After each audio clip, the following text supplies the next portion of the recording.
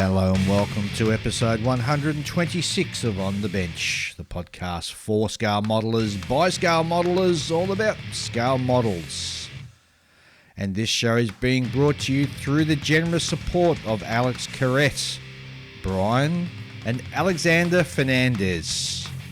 These fine gentlemen have decided to help support the show, and you too can do exactly the same by going to www.patreon.com/onthebench and pledge any amount from as little as $1 per month upwards. Your financial support is greatly appreciated and helps us with the hosting and production costs of the show. Established in 2016, the Scale Modeler Supply has developed a comprehensive range of premium acrylic lacquer paints designed specifically with the scale modeler in mind. Certified Australian made, SMS paints are tough and durable with a fast drying time that have been designed to use straight from the bottle, taking all the guesswork out of airbrushing. Simply shake and spray. The ever-growing range of SMS paints will suit all types of model builders, be it military, aircraft, cars, train, science fiction or gunpla. SMS premium acrylic lacquer paints will have a colour to suit you. SMS products are available through a trusted network of stores across Australia, New Zealand, Singapore, the US, and are also now available for the first time in the UK, Froome Model Centre. Check the SMS website at www.scalemodeler.com.au to find your closest stockist. These paints are on my bench and I use them all the time, so I know that you will not be disappointed. And hello and welcome to the show, and in the studio with me I've got Ian. G'day Dave, g'day Julian, g'day listeners. And of course Julian. Good morning. How are we all? Yeah, I'm not bad. Yeah, pretty good. Excellent. Pretty good. I'm not working this weekend. Hey, free weekend for a change. Well, kind of yes, kind of. I'm on duty, but I'm not working. I haven't been sent away anywhere. That's good. And it looked like that this weekend I was going to be sent away, but the weather gods were good. Yeah, for a change. Yeah, I know. So, thank goodness. The weather's definitely been right up and down here. Oh, I know it. Anyway, that's what you get. Let's not talk about weather. Let's talk about fun things like modelling. And Julian, I see you brought in your hurricane that you posted on our Facebook page. Yeah, because I know you hadn't seen it, so I thought I'll leave that in my car from the Model Club meeting last night. And yeah, I missed Model Club meeting last night. There's a bit of a medical emergency popped up with Michelle's mum, but it's all looking good now, so that's excellent. So, and your hurricane looks absolutely... It's a stunning build. Spectacular! Okay. Look, it's got no weathering on it, so Well, that's it's what not I that love great. about it. That's why it looks so good. Because sometimes just doing a kit without any weathering... Look, I get it. I get how you would appreciate that. But I did notice that after having posted it, like my mate Chris Becker in Queensland. Yeah. And g'day, Chris. You're always posting on the Facebook page. Yes, who likes his weathering, and Will Pattinson from the Sprue Cutters podcast. He also commented, and he is a great advocate of weathering. He is, yes. So when I read their comments, and then they're all very positive. Oh yeah, well, nice model and everything. I was thinking, do you really think that? No, it is nice. It's a very nice, clean build. Yeah. I agree. I mean, that's what I went for. I mean, I can always throw the weathering on top. That's right, yeah. Right, but factory fresh. Well, I mean, I could still put weathering on it, but I'm pretty lazy, and I just want to move on to something else. Yes. We did. And I didn't care about this build in the first place, right? I mean, how else are you going to get me to build an Airfix kit if it's not for a purpose? Yes. Well, that's the other thing I've got to say. It's an Airfix kit, and it's absolutely stunning. Yeah, they've done a nice job on that hurricane. So why did you build it? Because there's a group of people that are doing like a Battle of Britain sort of setup that I in one of my other clubs, and build. Yeah, it'll be like a table full of bloody 109s and Spitfires and Heinkels, two Hurricanes now, because that's why I had to do this one with the red nose. Yeah, you have Heinkels, Ju-88s, Ju-87s. Yep, all those. CR32s or 42s, whatever. Yeah, well, CR42s. that's exactly why I built the CR42 previously. Yep. Same thing. But I wanted to build something different. That's why I built the CR42, and then it was sort of time was getting closer to when Model Expos was supposed to happen. Yep. And like everyone's like, oh, we don't have a hurricane, can't have a Battle of Britain display without a hurricane. I'm like, fine, I'll build a bloody Airfix kit. Because everyone else builds much slower than me. Even though this was a slow build for me, I mean, I still would have gotten it done one way or another, right? Very true. No, it looks stunning. Yeah, done a great job on it, mate. Yep. So interestingly, on this build, the forward canopy wouldn't go on.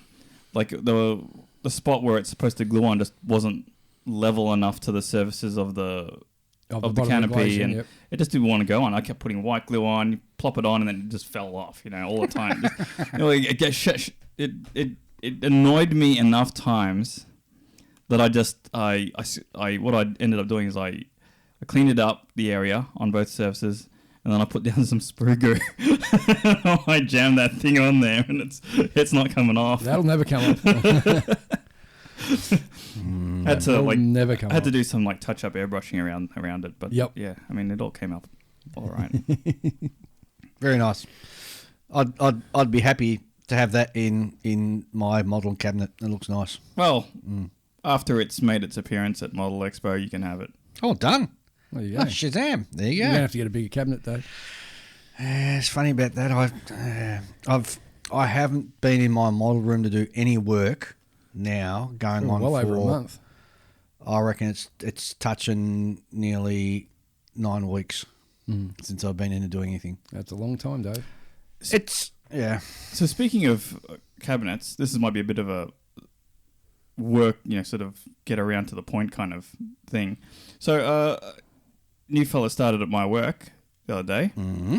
Turns out both of his parents were in the RAAF. Mm-hmm. And he himself once did the thing to applied to be a pilot in the RAAF. But because he couldn't, he went into aircraft wrenching. Aircraft fitter. Yeah, that sort of thing, yeah. Yep. And got out of that a long time ago. Mm-hmm. Anyway, it turns out, because once I found that out, we just started, and he used to build models when he was younger, and we're just talking like warbirds and models and things, and I'm showing him things on my phone, and, and then he mentions that his sister does woodworking, and built a display cabinet. I'm thinking, oh, there you go. So yeah, I mean, don't get me wrong, it's not hard to build a display cabinet. I just don't want to do it. I don't care. I'd rather spend that time building a model than building a cabinet. You'd rather someone built you one to your specifications. Yeah. I just want to be able to say, okay, I need one that's this wide or this deep, and here you go. That's the best way of doing it. Here's a pile of here's a small stack of cash, and because no matter you can always buy cabinets, but you always know that it's either going to be a little bit too long or a little bit too short or a little bit too narrow. It's never off the shelf you can get to as you really want it set up. No. And the only way you're going to do that is get a cabinet maker in to build bespoke. And then, pay through the nose. Well, yeah, but it's going to be, there for your lifetime. That's right, yeah. So, you're not planning on moving house or anything. Yeah. But the thing, the other problem is that, at least around here, it's so difficult to find a display cabinet. I mean, apart from your $100 units from IKEA. There's nothing. Mm-hmm. You go up to the various furniture places, and they've got them listed for ridiculous prices. Like some small cabinet that you'd probably fit a medium-sized ship in 1/350 scale, because I'm talking long ways, across horizontally across kind of thing. You probably couldn't fit the Shikaku in it. It's not wide enough for that. Yep. But you could fit a medium sort of sized one, right? Yeah. Because it's a meter wide, and $3,000. Yep. Or more. Mm-hmm. It's that's way too much. I mean, maybe it's because they're thinking, oh, whoever buys this thing is going to be filling it with fine china that costs far more. Correct. Yes. You know? Yes. You know, Family heirlooms and knickknacks. Yeah, you know how that sort of thing. I'm not sure if they probably don't do it nowadays, but it used to be quite a popular thing where every family would have like one of those display cabinets. Used to be filled with the blue and white china type stuff, you know, the Delftware. Yeah, the bloody plates and bowls that never get actually used. Yes, I know. And embarrassingly enough, I still do have stashed away somewhere the full set of commemorative Battle of Britain plates. Oh, do you? Yeah. Oh, wow. When did you purchase them? Oh, what, about 30 odd years ago? Oh, wow. They've been sitting in a box now for about the same time. Ian and his stashes, and which will lead into the subject we're talking about later on. But interesting. Yes. Yeah. So I mean, it's quite interesting that all these string of like, you know, oh, someone started work. Oh, they've gotten a connection to the RAAF. Oh, they build models. Oh, well, it's funny you should say that because at work we had a teleconference, and I noticed a guy had a couple of model kits in the background, so I sort of, quickly texted him. I said, "Hey, do you build models there?" And it turns out he does, and hopefully we'll have him on the show because he's a really interesting dude. He's right into B21s. B21s? B21? No, the Rockwell. What's the big jet that the US Air Force uses as a strategic bomber? Not the B-52, the one that came after that. B1. B1. The boat. I say B21. You idiot, Dave. I'm thinking about the new one they built. Yeah, B21. And he because he's a subject matter expert on it, because he used to work at them. He used to work in the US Air Force. Ah, interesting. And used to work at them over there. So if I've got him lined up for the show, just got to find a particular date to get him on. But yeah. That sounds great. And he does a whole heap of aftermarket stuff, his own printing and everything, 3D printing for aftermarket stuff. So sounds really, really cool. That sounds very good. We've got a few guys sort of lined up to get on the show. But whether they eventuate, you can never tell. The trouble is it's my work that's sort of dictating things at the moment. Hence, I haven't been on the bench for so long because I've been busy with work. And, I mean, next week I'm away for a whole week on a training course. I get back for a weekend and I'm away again for another week on another training course. It's just, oh, man, it's just killing me.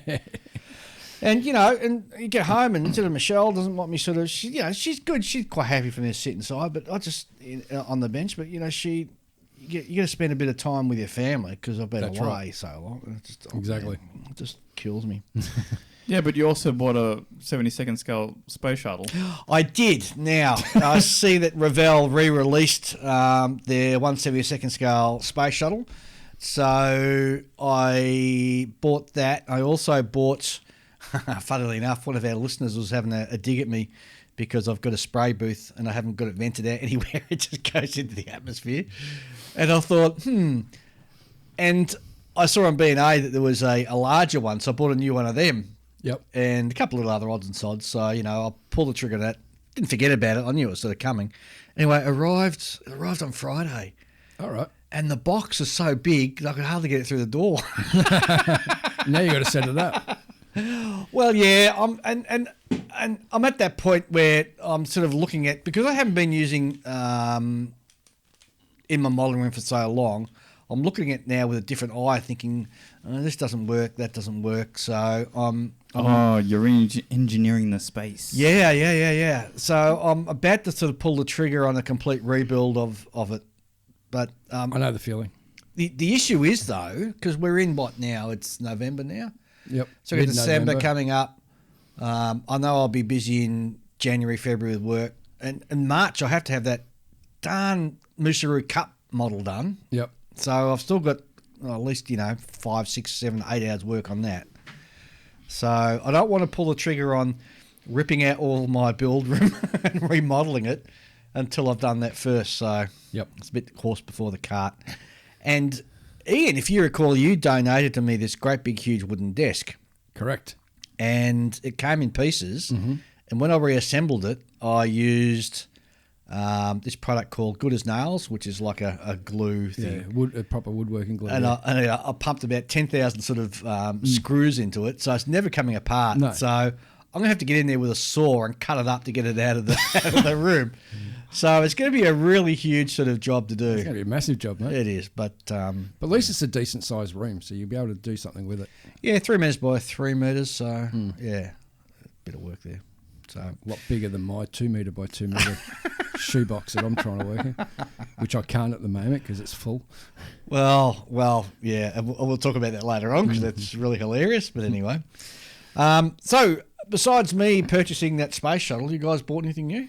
Yes, I think I mentioned it last podcast that I was going to purchase another aircraft carrier, which I did straight after the podcast. Went down to see my good mate Daryl at Gundam Plus and picked up the new Hasegawa 1 to 350 scale Akagi from the Battle of Midway.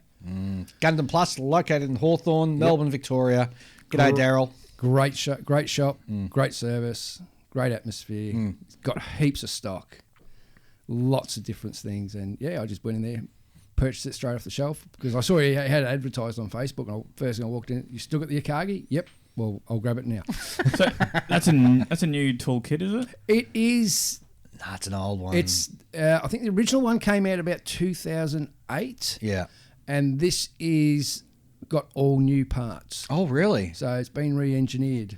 So it's this year's offering. Right. So it's based off the old kit, but they've probably found more information. Yep. Maybe cleaned up the moulds or something. I'm not too sure. I haven't seen the old one to compare it to the new one. Yep.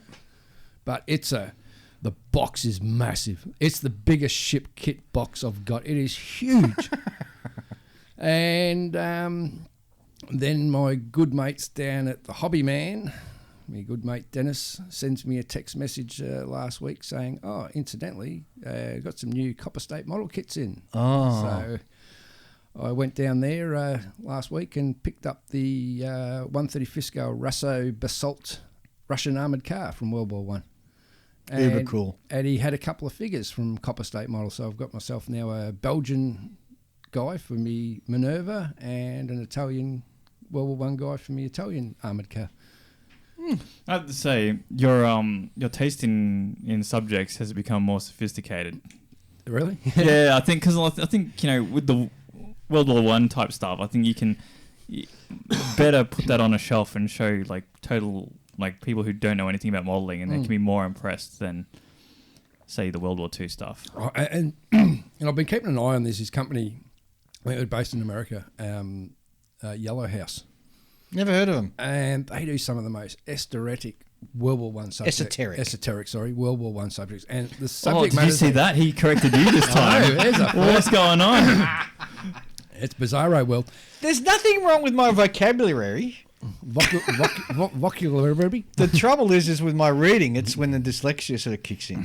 So, right. So yeah, we've been checking out some of the stuff they've got on there, and some of the artillery pieces just look fantastic. They're just so. You'd nearly think they were steampunky style. What do you call them? Yellow box? Yellow House. Yellow House. Yellow House models. Yeah.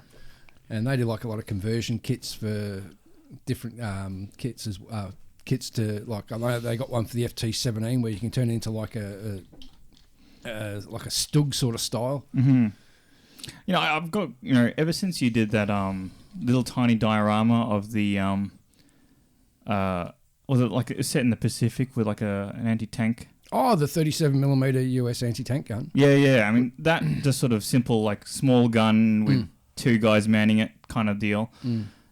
That has sort of really to me displayed how much potential it has. All the artillery type things. Because most people just go, oh, I want to build a tank, I want to build a car, or vehicles. Yes. But you can.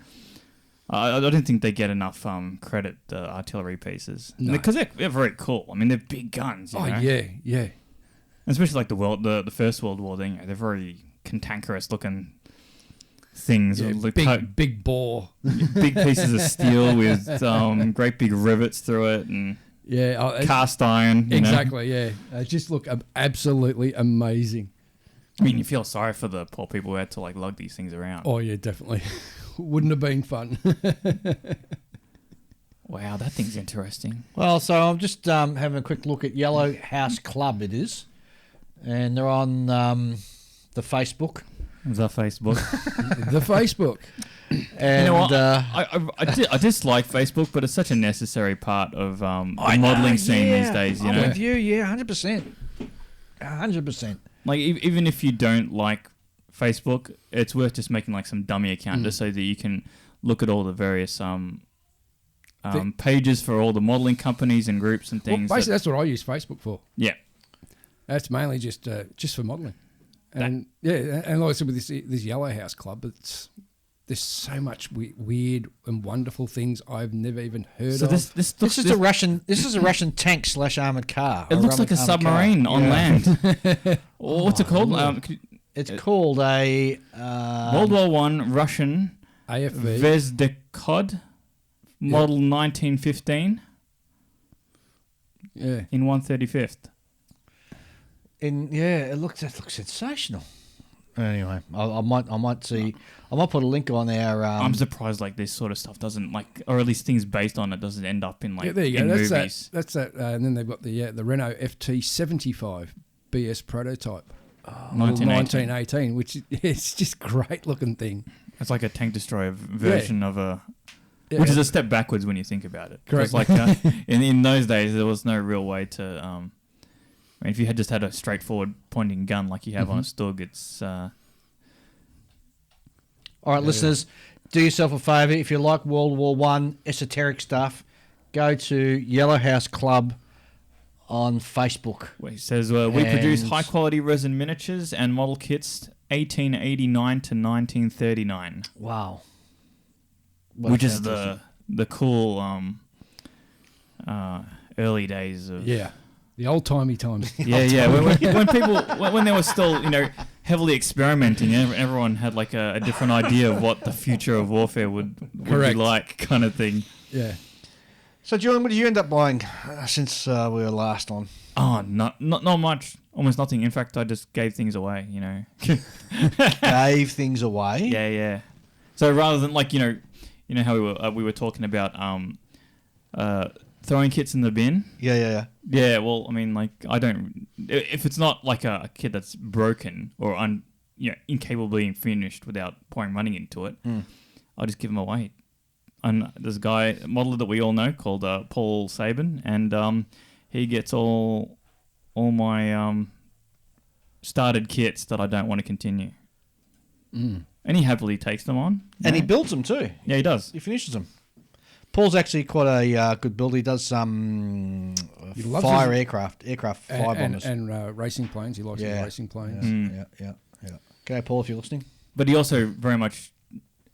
one of his things is finishing other people's kits. He's picked up a few like started kits from people who have died and sort of finished them off. I've got a couple of kits I could probably chuck his way as well. All right. How about we have a quick break and then we'll launch into listener mail. And we've got some information in from the Falcon, of course. And then we'll be talking about our subject today, which is selling your stash. And that has been inspired by none other than Ian. Yes, the person who said he'll never get rid of his kits. All right, we'll be back very shortly.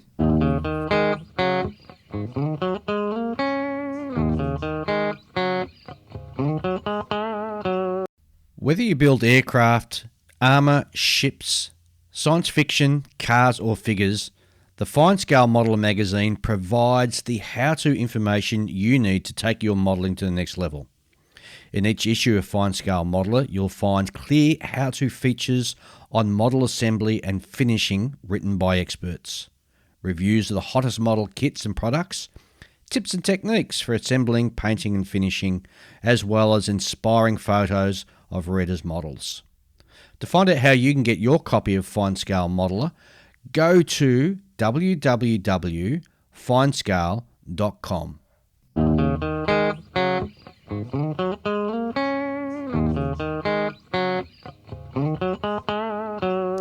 All right, and we're back, and we've got quite a bit of listener mail. And of course, if you want to write into us, you can. Just send an email to onthebench64@gmail.com. Always happy to hear what you have to say. And of course, you can always post on our Facebook page as well. Yes. Radio J writes in, and Jay's from Minnesota, USA. Hello, Dave, Ian and Julian. Your recent comments about weathering or not weathering ship models got me thinking about what to call unweathered ship models instead of simply museum quality, which could be any style of model a museum curator puts on display. I would suggest calling unweathered ship models shipyard models.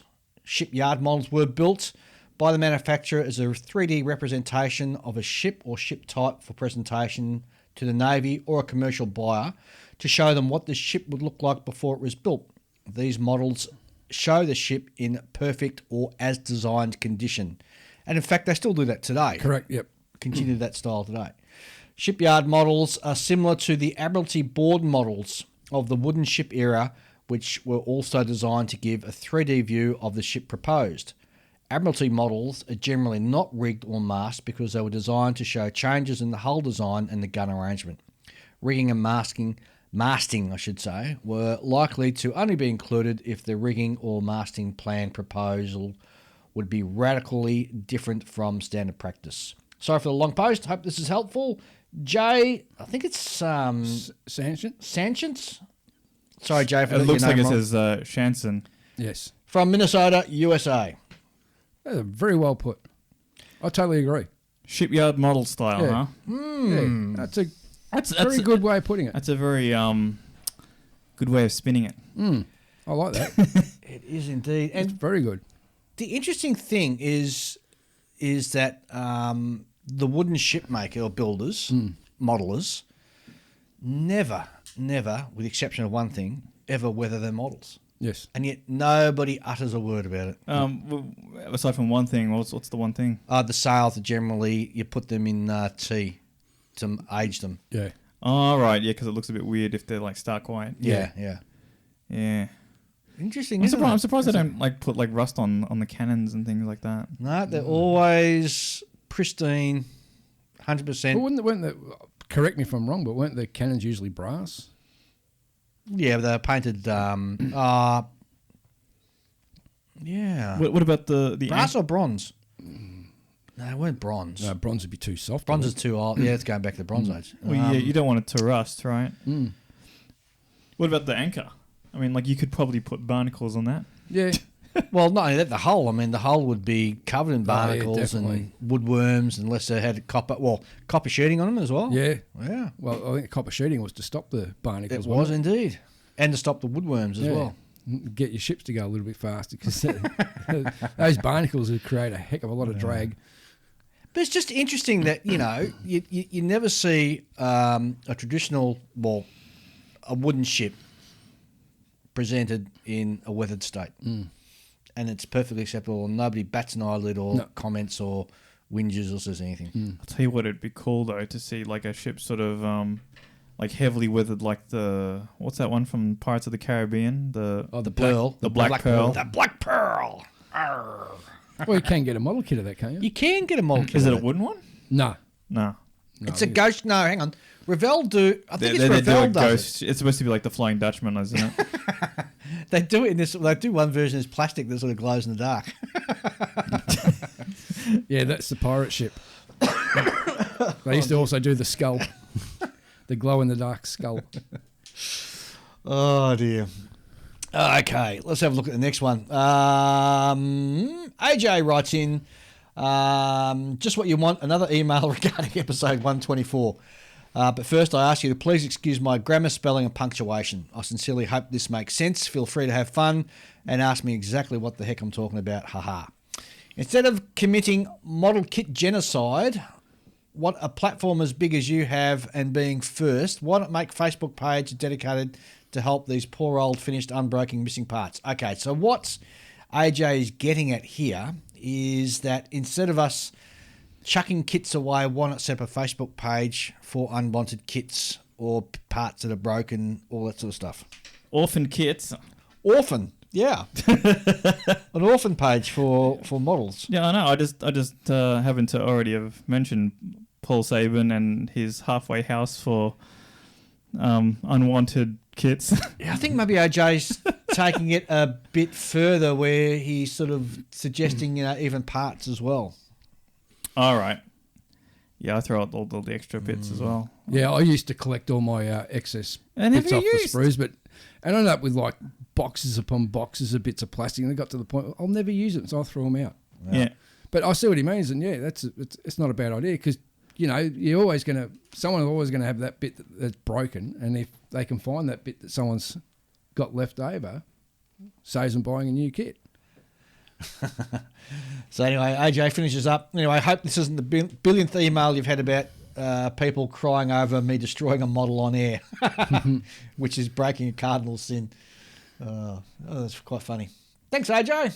Great to hear from you. Now, next one comes from Dave Waples. G'day, mates. It's good to hear from you. Dave writes in, hello, everybody. Great show regarding the battle between wingnut wings and border models. It will be interesting to see what happens here. There's so much that we don't know, especially when it comes to contracts in place between wingnut wings and the company they were using to machine the molds for the kits. China has been doing more to protect intellectual property, although from what I've read, there is room for improvement. If Peter Jackson stiff to these guys, I guess these guys, I kind of think he gets what he deserves. It'll be interesting to see if the cease and desist letter carries any weight in the US or anywhere else. I also wonder what is the difference between this situation and what Meng actually did. We never heard a peep out of Peter Jackson on that one. Personally, I don't care about this kit. The only interest I have is how it shakes out. Personally, I'm more interested in the new model coming out from Qatari, which is going to be the Spitfire Mark 1, and what they do. Hope things are calming down for you as well. Stay well. That's from Dave. Yeah, I mean, I'm in the same boat. I've got no interest in Lancasters, much less 32nd scale Lancasters. I'm just sitting back with the popcorn. Pretty much the same. Now, there have been some companies or distributors that have already received a cease and desist, is what I've heard about.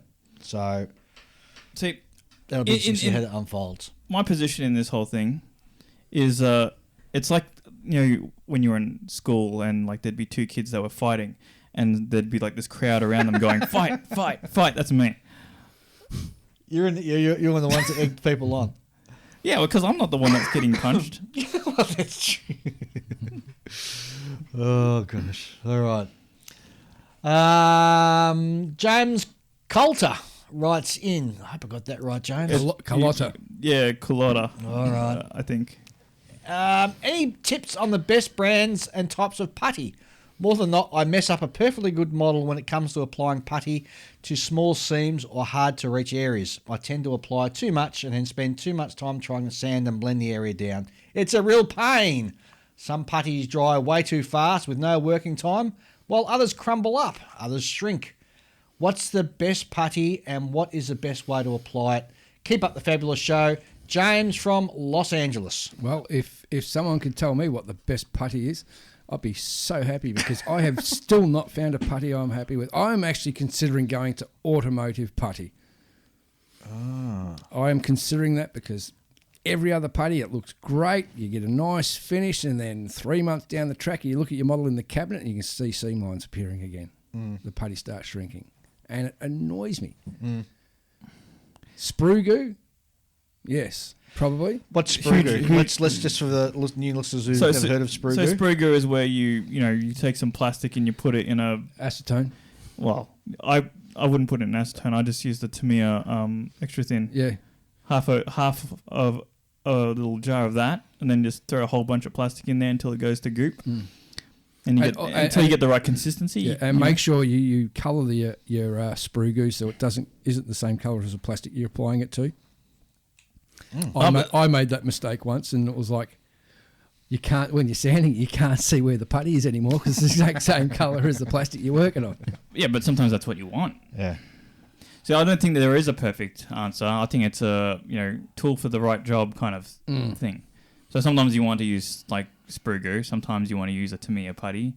I have no problem with the Tamiya stuff. The problem with sprue goo is that it takes a really long time to dry. You think it's dry. It feels dry. But it's not dry. It's still settling, but and also that's how you'll end up with an issue later. Yeah, and you also have that problem with some putties that once you apply it, and like for example, you have to like put a new panel line back in, and as soon as you hit that putty, it chips away. Yeah, chipped. Yeah. Yes. And it leaves that really horrible. And you see like a smooth line, all of a sudden there's a little chippy bit, and then you go back to a smooth line, it just ruins the look of it. Yeah. Sprue glue would be good for that. Yes. I find when I'm doing figures, the Vallejo make in a tube, they make a putty that you can apply and then wipe off with a damp Q-tip. What's it called, sorry? It's from Vallejo. Right, okay. It comes in a tube. It's like their own version of the. I can't remember. It came sorry, mate. Oh, you're talking about that little, the one with the little needle applicator kind of thing on the end of the tube. Yeah. Yeah. I forgot what that one's called. Yeah, Vallejo have a putty, and it's in a blue and white tube. That's all you really need to know to find what it is. It's quite good. It's good for cracks, and you can wipe it away with water. Yeah. But it's not for it doesn't have any strength to adhere to a sheer surface. Yeah. So you wouldn't use it to. I find it handy when you're trying to get into those hard places where you know that sanding is going to be nigh on impossible. Yes. So let's say you glue the sponsons onto a like T55 or something, you know, one of those things where you've got like a horizontal thing that goes into like a vertical side of a tank. Yes. And there's like a little gap in there, and you know you're not going to be able to get sandpaper in there, but you That's still right. need to fill that gap. Correct. So you stick that stuff in there, and it'll And feel it wipes away, so easily. It's good With for a wet finger. Yeah, wet finger. I always use a Q-tip, There's a moist Q-tip. Another company, I think it's called Was it Magic Putty or Perfect Putty? Perfect Putty. is Perfect another one. plastic putty, I believe it's called. Yep. That's good I stuff. find that stuff dries out real quick though in the jar. It's in the tube. I've got mine in the tube, and it dries out really super quick. And I've tried adding a bit of water to bring it back, and it just doesn't seem to reconstitute. Yeah. But if you buy it and it's fresh, ready to go, again, you can sort of put it in a seam, just wet your finger, run your finger across it, and it cleans it up perfectly. Yeah. Like there's always going to be drawbacks to any given product. Oh, exactly. Because like, it's always a trade-off. Sprue glue is amazing, but super long dry time unless you can afford to just leave your mold to sit there for a couple of months maybe. And that's not something for some people that's perfect because they build slowly, but for other people it's not nearly efficient enough for time. You want something that dries relatively quickly but isn't going to shrink. I think and that's why I've been thinking about going to just trying some automotive putty. Well, I think maybe what you should be trying, Ian, is the 2-part epoxy type stuff. Because you mix it up and you can get it like a fairly sort of creamy consistency in some types of that stuff. I haven't tried that yet. Yeah, because I've been watching like that Japanese modeler that builds a car molds, and he uses that for his putty. Right. And he can scribe through that and everything. Well, I'll definitely look into that. And what brand is it? Well, his stuff, I don't know, it looks like by the time he's finished mixing up, it's like a bright yellow color. I think Tamaya makes some stuff like that, don't they? Tamaya makes 2 parts. He's a Japanese modeler, so all of his stuff would be Japanese domestic. Correct. Yeah. Modeling specific products. Yes. Right, and I'm sure if you watch his videos, you can figure out which one it is. And of course, it's the old. But the downside to that one is preparation. You can't just whip out a tube and then squish it onto your model immediately. You have to portion it out, mix it up, and then you work. He works it with a toothpick on a because he uses the post-it note pad as because then you can just tear it off and throw away, right? So that's his mixing pad, and he'll just work it backwards and forwards, rolling this toothpick over it to make sure that it doesn't get any bubbles in it. Yeah, I've seen him do that. Yeah, I'll definitely look into that. And there's the old tried and true tested way. You get a shim, a plastic shim, like plastic card, and put it in the gap and glue it in and just sort of trim it off and then sand it back. Yep. And let's not forget also super glue. Yes. Yeah, the problem with As a super gap glue filler. is once that stuff dries, it's harder than the plastic around it, and you tend to sand more plastic away than you do the super glue. True. That's true. Yeah, you have to really pay attention to the angle at which you're holding your sandpaper so that it's catching on the super glue and not the rest of the model. Yeah. A lot of the time, that's a thing. Which can be quite difficult. Not to mention it's also see-through. So you can get an advantage by using the black tinted super glue like Mr. Night Shift does. Yes. That's getting around a bit. That's getting popular. Definitely. Mostly because of, Remember there's old school, you used to put micro balloons or something in it, or talcum powder. You'd mix it up with talcum powder. Yeah. Super glue. Yeah, So you it's can- real old school. Showing my age a little bit. Yeah, but like I said, there's no real like perfect answer. You're not going to find one. You just need to sort of have a few tools in your arsenal. Well, James, hope that answers your question. Thanks for writing in. D writes in, hi guys, last week's show has got me thinking quite a lot about intellectual property. This is all hypothetical, but if I'm reading a book or browsing the web and I see a photo that I would like to reproduce as a diorama, especially for a competition or a paid job, should I be trying to locate the owners of the photo to ask permission? I'm thinking because a lot of books have photo credits listed in them now, and if I have intention to gain from the diorama, i.e. money or prizes, would that be a form of theft? These questions I'm posing are a result of working all by yourself at night time with way too much time to think. So cheers from D. P.S. Ian, Photo Fretch and I have broken up and we are now seeing other people. Oh, I'm sorry to hear that, D. I'm sorry to hear that, D. So, Wow. It didn't cut the mustard, obviously. I believe it was a bit of abusive, I heard. Oh, the abusive relationship, was between it? Yes. D and Photo Wetch was abusive. Well, then it's probably a good idea you moved away, D. So it was Photo Wetch was being abusive to her. Yeah, the super glue just wasn't enough to keep the relationship together. Oh, my Interesting Lord. question. Look, intellectual property is like a minefield. There are lawyers that specialize in that sort of field specifically, you know. And it's constantly like, do you know about NFTs? It's absolute garbage in my opinion. Like I can't. It sounds like you. Hang on, what for the listeners out there? NFT. An NFT it stands for non-fungible token. Non-fungible. Yeah. What the heck's that? So basically, like some idiot on the internet will create a picture of something with MS Paint, you know, like this really crude thing, and then he'll sell it for like $5,000 to some gullible idiot on the internet. And the idea is that you have bought the because you've got blockchain, the sort of same sort of stuff behind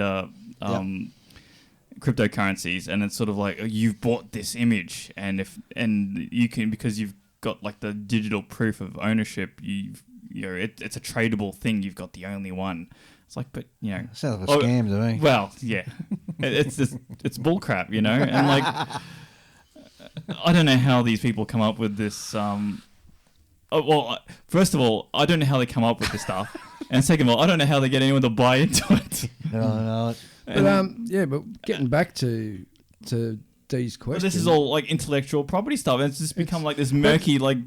But then again, when you look at like a model comp, most model comps here in Australia, you have to put your references in. Yeah. And a lot of times you see people using the photos of what they're modelling as a reference. So in a way, they're doing the same thing. And I've never heard of anyone getting. I've never seen that happen. I've done judging a while, and I've never seen that happen yet. No, never seen anyone get. I think it would only be an issue if you used a photograph in a publication without A, seeking permission, or B, referencing that photo. Yeah. Same as I know there's a couple of forums that I go on, the professional forums, and if you're posting any links, you've always got to put the credit in. where it's due. I forgot I was going with this. That's what I was saying. So if you're gaining if you're seeking to gain financial gain out of what you're doing, then potentially yes. But by and large, for a hobby or for educational purposes, then no, you have to worry about it. Because you also got to think you are creating a 3D image from a 2D image too. Yeah.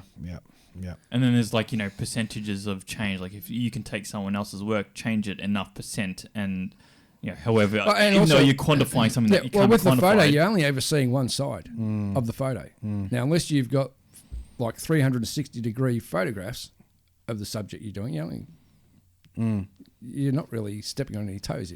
No.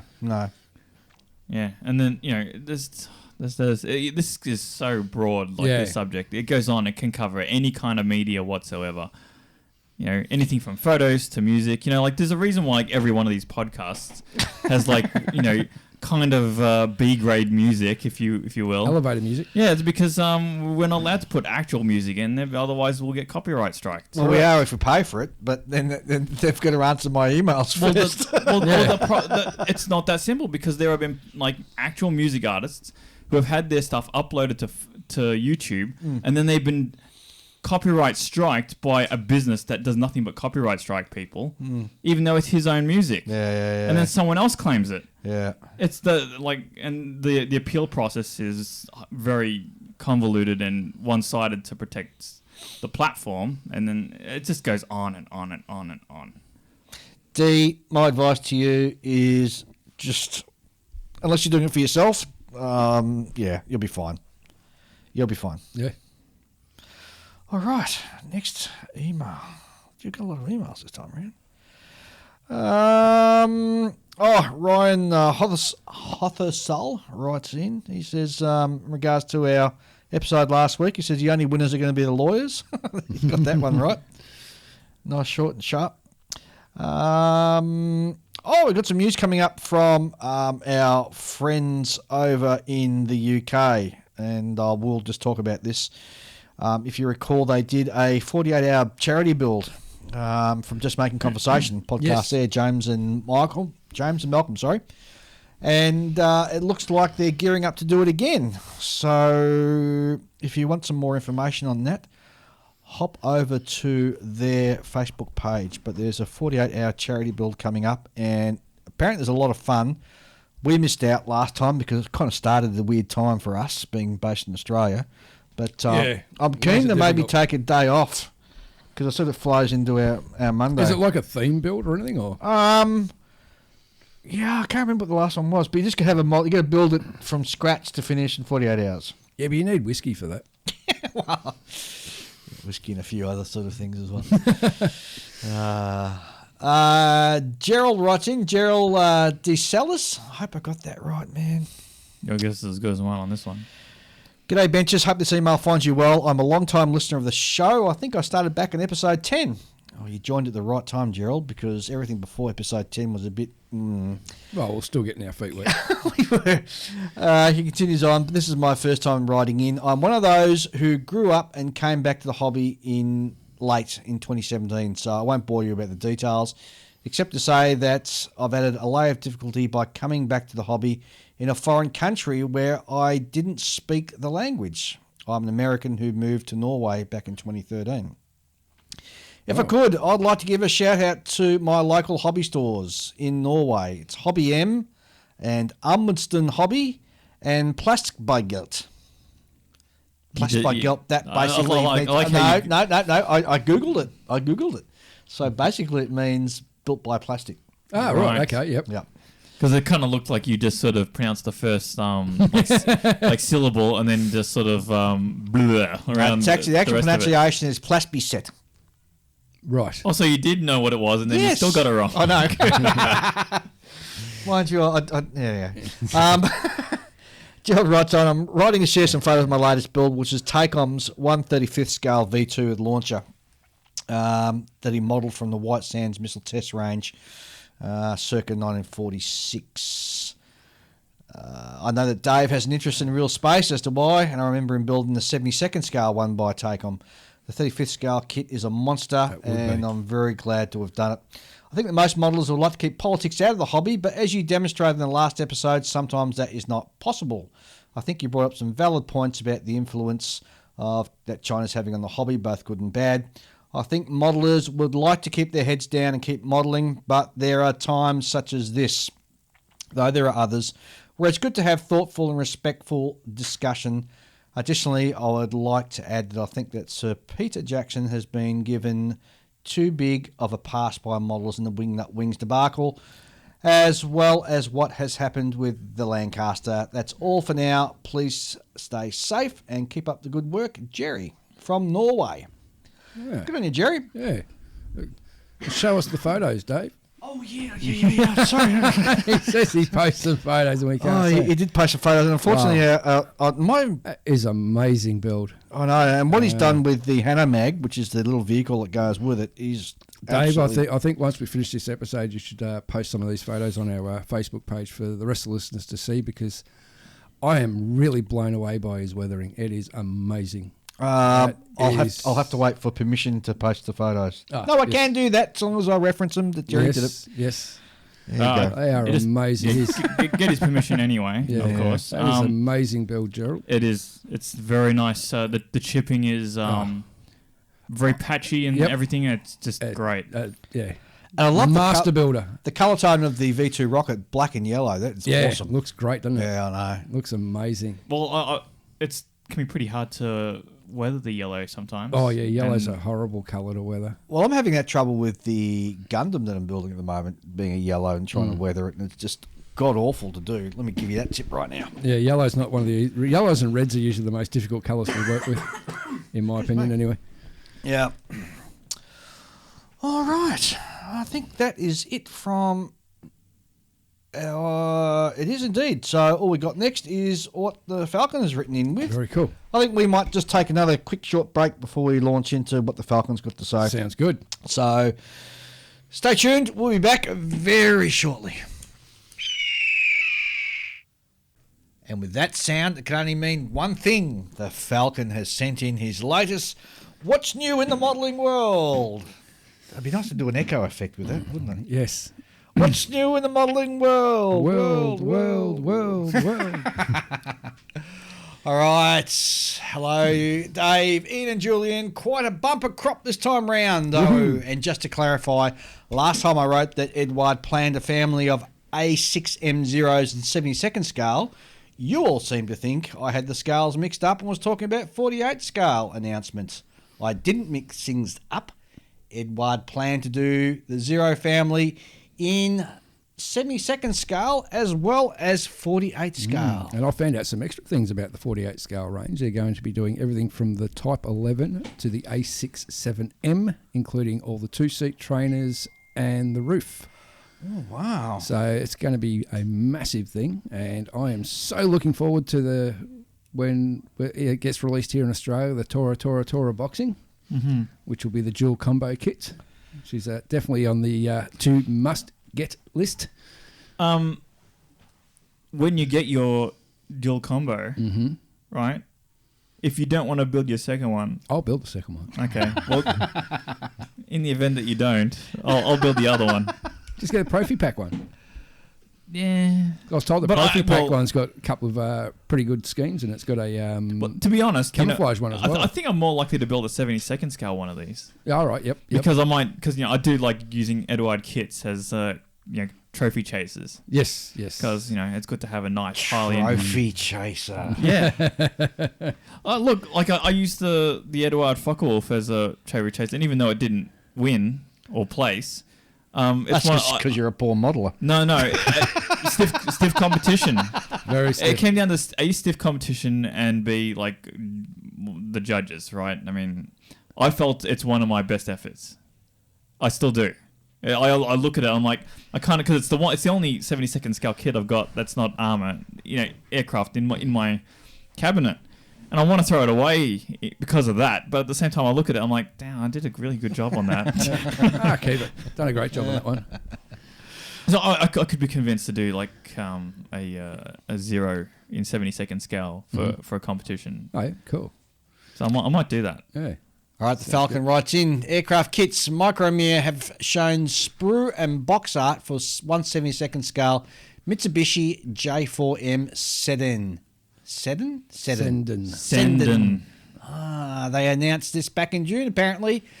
If Japanese 46 is your bag, then this is looking pretty good. Yeah, I saw some the box art for that, and yeah, it does look like an interesting aircraft. Avis models continue to bring you kits of aircraft you never knew existed. This time the Nemeth Parasol, which is in 172nd scale, and the kit will be limited to 500 copies. Never heard of it, A Nemeth but I Parasol. presume it'd be like an over the fuselage wing unit. I don't know. Never You heard got of any it. thoughts, Julian, what it might be? No. Well, Dave's just going to Google it, so we're going to have a picture of it. Strange aircraft that flew. Okay. Oh, no, that's not going to work. Maybe I need to do Images, quick Dave. Images, yeah. Have a quick Images. look. And, Oh, that's weird. Okay, so Yeah, that is- this looks like a... It looks like the auto gyro thing that the other team did for the the Mystery Cup. Mystery Cup. But Like- it's actually got a round Yeah. wing. Yeah, it's got like a flying saucer attached to it. Yeah, to the top. Roof. Yeah. Very weird looking vehicle. Oh, that's weird. That is very strange. Odd. Telford Scale Model World has just concluded, but as the likes of Airfix didn't attend, there wasn't much in the way of news. That's interesting. Airfix didn't attend. The only announcement I found from Telford came from Aviatic. They are releasing a 1/32nd scale multimedia kit of the D8 German World War I fighter. The false. The parts on show were 3D printed. Don't know if that is what you will get in the final kit, but it seems likely.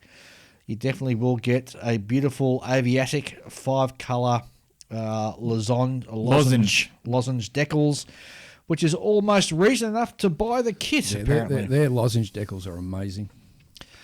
Another new company has popped up. It's called Claymore Models, and they've announced a 1/48 scale multimedia kit of the Caproni CA3 World War I bomber. Don't know if it will be a traditional multimedia kit with combo style of styrene resin, PE, or a 3D print. What I do know is there will be 6 marking options. And when is it coming? Apparently it's coming soon. Yeah. Oh, I just looked it up. It's like one of those classic biplanes that look like a ladder. Like, what's it, that cartoon series? It just looks like a ladder. No, what was that cartoon series where the Chase the wacky pigeon? races in the air or something? Remember that one? Well, that Chase the Pigeon or whatever it was Yeah, called. Catch the Pigeon. Catch a Pigeon. Yeah, and it's got like We're showing our age, Dave. it's got like bicycle wheels on it. You know. Cool. Sova M will be releasing a limited edition 1/72nd scale kit of the General Aviation GA-43 Clark passenger airliner. Markings for a Spanish Civil War aircraft operated by the Republicans, who, let us not forget, were the good guys. Well, that kind of depends which side you're on, whether you thought they're the good guys or not. Trumpeter have Trumpeter have released their 2022 catalogue, and there was almost nothing new. Oh, that's The good. only announcement worthy of note was the Harbin Z-19 attack helicopter. And what scale that'll be? Don't know, but I wonder why there's been no major announcements from Trumpeter. That's interesting. Fine Mold have announced a new tool 72nd scale Mitsubishi F2A jet fighter, and the CAD renders apparently look quite good. The Cauldron G3 from Copper State Models. There's no L in that. It's Caudron. Quadrant. Oh, does have L. Did you- I always do it too because it looks so familiarly written to the word cauldron that you automatically. it wouldn't be a great name for a plane Cauldron. to name it after a big cast iron pot. All right, well, the Cauldron G3 from Copper State Models is now on pre-order from Copper State Models directly. The kit will have 105 parts in styrene, optional radio equipment and bombs, highly detailed Lerone 80 horsepower engine, and 10 photo etched parts. There will also be a full rigging diagram. You may want to sit down before you take a look at that. It'll be good.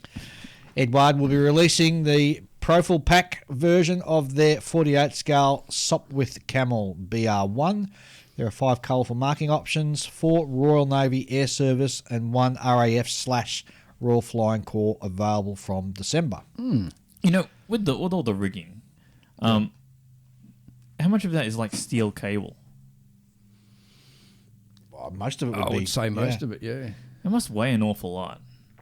I mean, when you think about it, it must make up like if you got like loads of wiring, loads of rigging and stuff. It must make Really. up a big bulk of the weight. Yeah, well, considering the rest of it's just basically just lightweight timber and canvas. The only other weight would be basically the engine and the pilot Yeah. I and the fuel. I suppose that's why they end up, transitioning to metal construction. It's like, well, we've already got like piles of steel. I may as well like go to a light metal instead. Yeah. IBG Models have announced a family of 72nd scale Focke-Wulf FW190Ds. It will cover the D9, D11, D13 and D15. Parts include the cover all external subcontractor D9 variations. There will be a large set of stencil decals from TechMod. 190 fans will be pleased to know that the engine will be visible through the wheel wells. Oh, good. Because that was the one thing that a lot of Focke-Wulf D models were lacking. You couldn't see the engine. Is TechMod a good decal company? Yeah, I've got I think I've got a Hellcat decal sheet from them, and it looks really well printed. Really, I haven't used them, but they look really nicely printed. Right. Okay. Cool. A small update on the Edward 48 scale Hawker Hurricane. They have just completed scanning a real Hurricane. They have also said their kit will have nothing to do with the Armour Hobbies 48 scale Hurricane. Somebody who claims to have inside info said the kit will be ready for the 85th anniversary of the Battle of Britain, so it's going to be a long wait, apparently. Armour Hobbies 72nd scale P51B Mustang is due out in December. It will be an expert set boxing with 7 decal options covering US, British, Australian, and a captured Japanese example. You get the option of the fin fillet or no fin fillet, a small PE fret, and a set of canopy masks. Oh, nice. Hobby 2000 continue with their range of Hasegawa's reboxing with the 48 scale Harrier GR7/9. The Hasegawa boxing has become both difficult to find and expensive, so this will be a welcome release for fans of the British jump jet.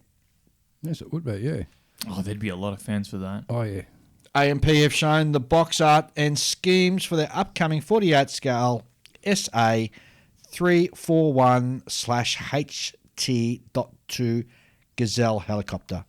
There'll be 4 marking options, 2 for the RAF, 1 for French and 1 Australian. The last one is a bit controversial. As Australia didn't operate the Gazelle, AMP must know something that we don't. We never did operate the Gazelle. No, that's right. Have you ever seen an AMP kit? No.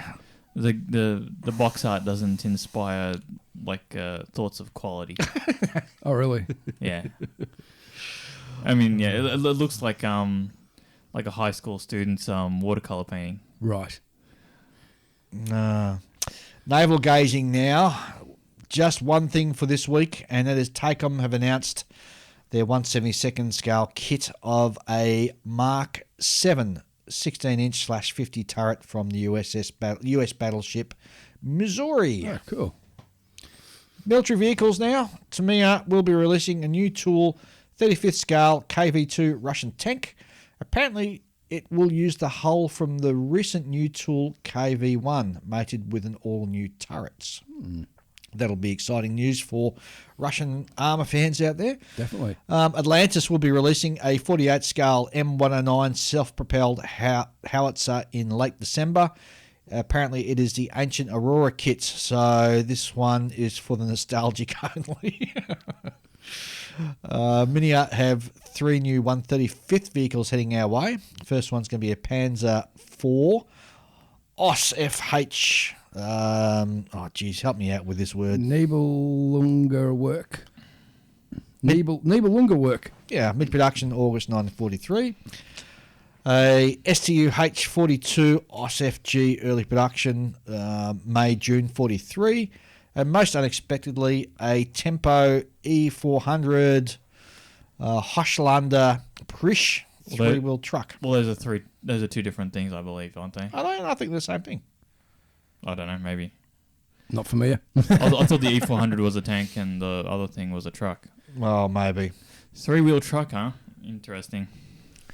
What fool would have thought, let's build let's design and sell a 3-wheel truck? Yeah, I don't know. It's a bit weird. I mean, generally, It's like an oversized Reliant Robin. Yeah, I mean, it's not exactly a design that's good for carrying loads, is it? Yeah, and going around corners fast. Well, it depends where the rear wheel is. Well, it does indeed. Is it at the front or at the rear? I got no idea. Unless it's because they were sort of lacking so much in, wheels that decided, well, instead of having 4, we can have 3. Oh, I've seen it. Okay. Yeah, I've seen that now on a Tempo E400. Yes. Isn't that a French design? I'm thinking It Renault. It looks very French, doesn't it? Basically, so you got one wheel at the front. And, it can't be French with that name. No, it can't be, I guess. Interesting. Even though it's got like an early BMW style grille. So this is a civilian sort of vehicle. I'm thinking circa late 40 or early to late 40s. European sort of design. It looks like. Can you see the door? How it's like suicide doors? They sort of open toward backwards. Yes, they do. Yes. I love suicide doors. They're going to look awesome on cars. Not practical. I know they're not practical. Well, they're practical for stepping out of a car. Yeah. They're not practical for perhaps getting into a car. And why do they call them suicide doors? Isn't it because getting out of it, you risk getting hit by passing vehicles or something like that, isn't it? Well, wouldn't be the same for a normal door? I don't know. I remember reading about this once upon a time, and then I've long forgotten it.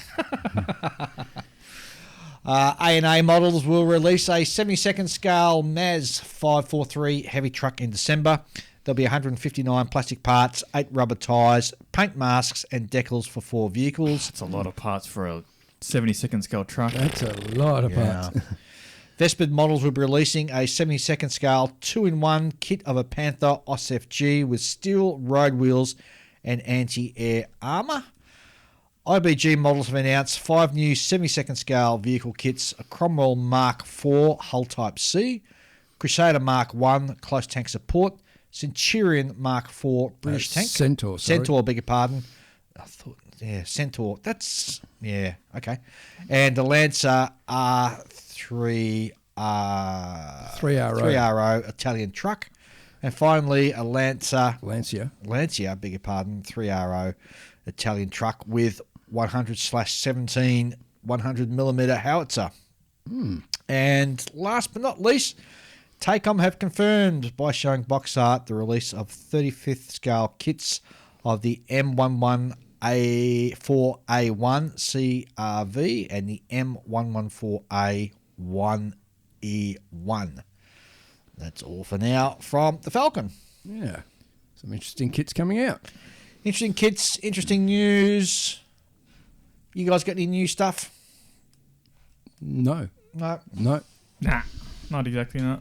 All right, let's roll straight into our main item for discussion today, which is selling your stash. And this has been kicked off by the fact that Ian announced through our model club about a week ago now that he was actually selling off parts of his stash. Yep. It's gotten to the point I cannot physically get to my model bench. I thought I would have seen pigs fly. Oh, me too. before- I've been saying for years, I'll never sell them, but it's just gotten to the point where I've got to. I don't have a choice. There's so many new kits coming out that I want to get my hands on, and I'm restricted for space. I'm not young anymore.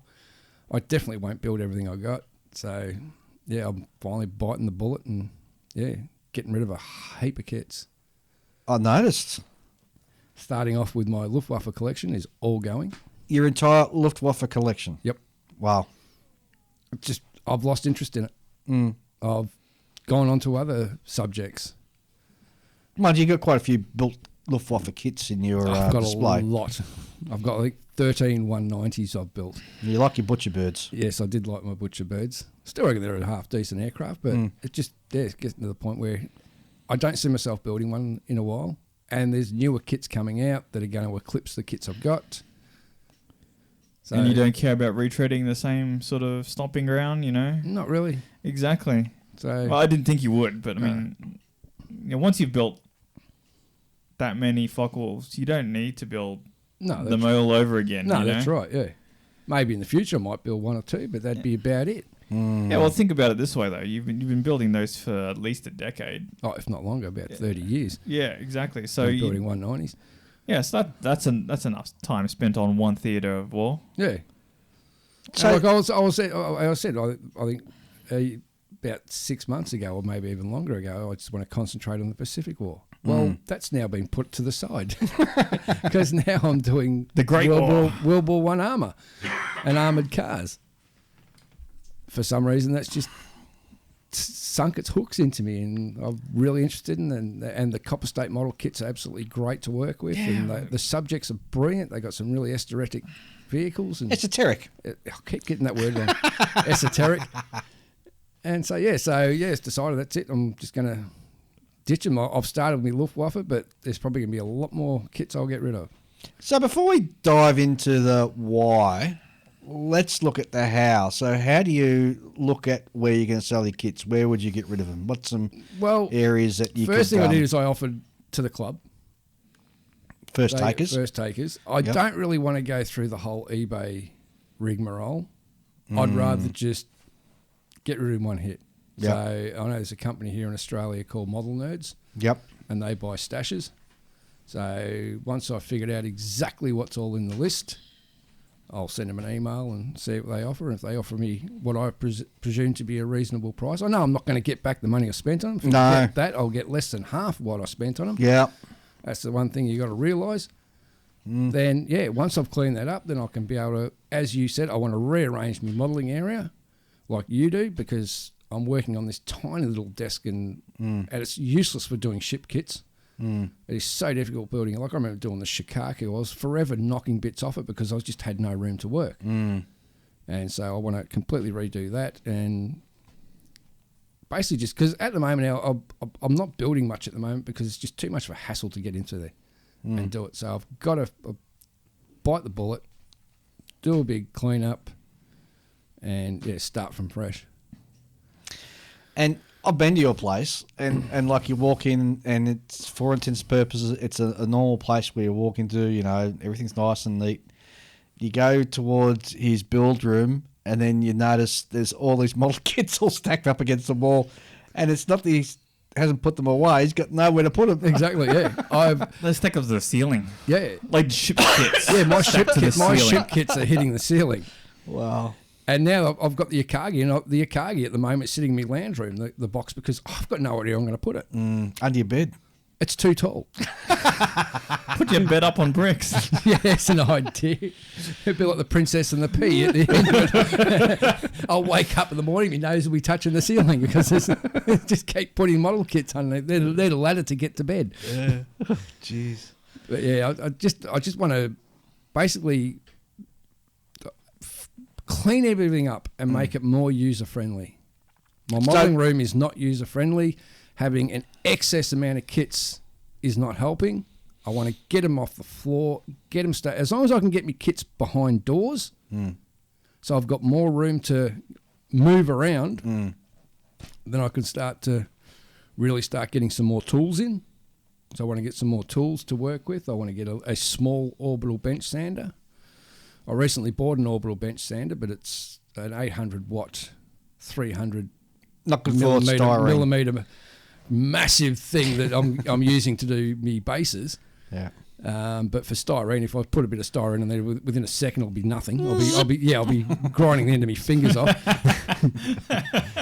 It's just and I found that it's just a mulching machine of that. Oh, it's a beast of a machine, because what I was doing, I was cleaning up some base. I was still going to finish the bases for Julian, the little black bases, and I was getting them nice and flat, because the good thing, you got a square on there, so you can just put it on there and it sands it directly 90 degrees.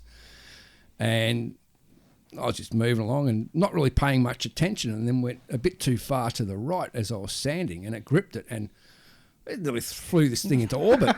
It's like, straight up. Luckily my head wasn't over the top, or it would have seriously knocked me stupid. So a couple of areas where you could sort of send the kits to sale. So the first one you mentioned is just within the club to send notification, which is great because you give all your mates first pass. Yep.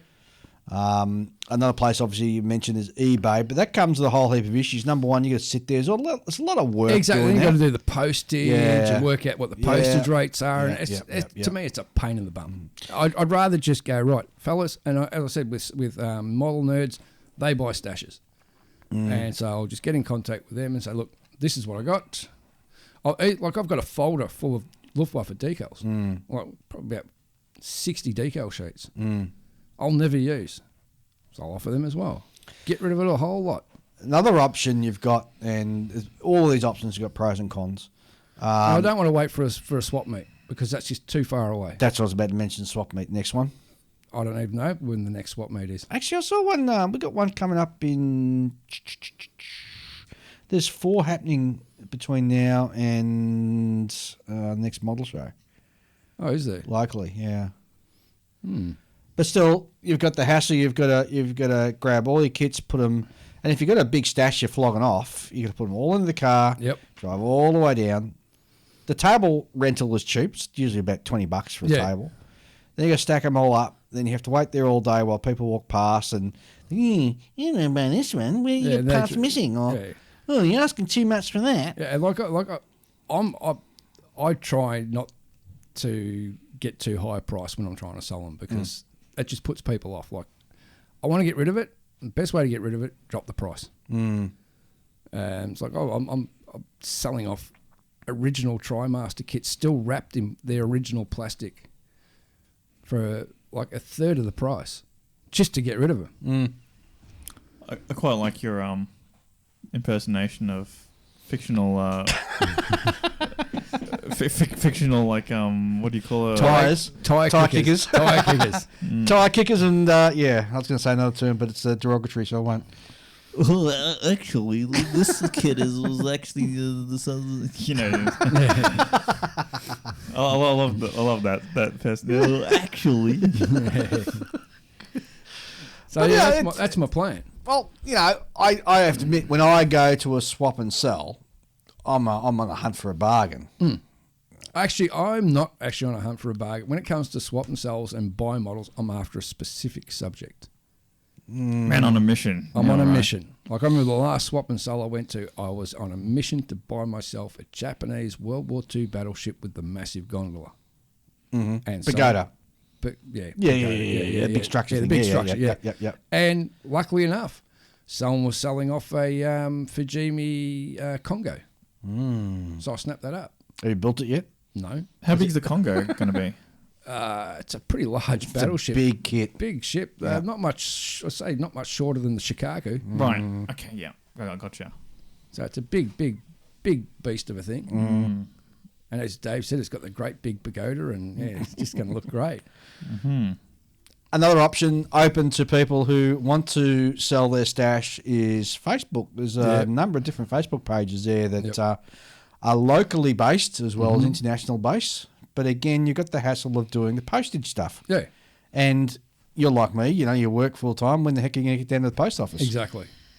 Exactly. And like you and you got to box it so it gets there safe. Yes. And like you make a sale, and you might not be able to get to the post office till the next week, and then you're going to have people asking, "Why isn't this being posted yet? Why isn't this being posted yet?" Well, I'm sorry, I just don't have the time. Then you get a bad rap. And I don't want any of that. I just want to just smooth, bang, get rid of it, clean up, rebuild, and get right back into it. Because once I've rebuilt everything, I'll have my motivation, be right back again, and I'll just get back to, as Julian, you know, where I got to the point where I was slamming kits out every 2-3 weeks. Yeah, you were. Just banging them out, because I had a good setup then. For what I was doing, it was a good setup. But now that my modelling has changed, and I'm using different techniques and different subjects, I need to change the way I'm building.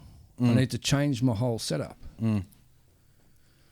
So that is the main reason why. And I said, I've got more kits than I'll ever build in 2 lifetimes. So, rather than, as we know, if I cark it, and wow, it's got dark all of a sudden. Wait, no one's going to get darker. It's most of those kits will probably end up getting binned. No. Julian and I would never do that to you. We wouldn't bin your kits, would we, Julian? What? No, I mean, like my family wouldn't have a clue what this stuff is. Actually, I would take great pleasure in binning some of them. Specific ones, you know. Yeah, like what? What that stupid HE219 that's made out of resin. That'll always forever be a tail sitter. Yeah, I know that one. Yeah, that's probably, I don't know what'll happen to that. It's half built. The interior's done. Engines are done. I'll tell you what I would do. I would break it over my knee, and then I'd sit it on top of your tombstone. And I'll say, I'll whisper to the tombstone, you would have lived a little longer if you'd done this earlier. Or just drop it in the casket. Or when no one's looking, just sort of Drop it in the casket. To haunt you for eternity. Yeah, that's it. You're taking this with you. It'll be with you forever. Grave goods. I've been using that kid as beating you over the head with it for years now.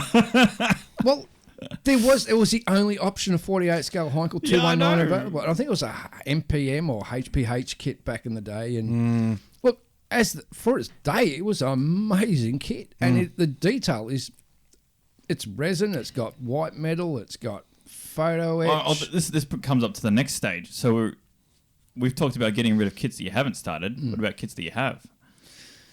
Well, there's not really that many. I think there's about 4 kits that I've started that. What are they? I've got my Bearcat. I've got the M51 Isherman. The what? Oh, that thing, the Sherman, Israeli Sherman. Israeli Sherman, which is pretty much close to about painting stage.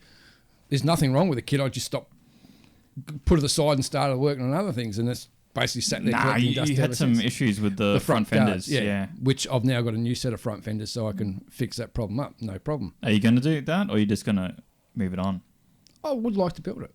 Okay. It's still, to me, it's still an interesting subject. Okay. Especially how they managed to shove that gun in that turret. Just amazes me. What else have I got?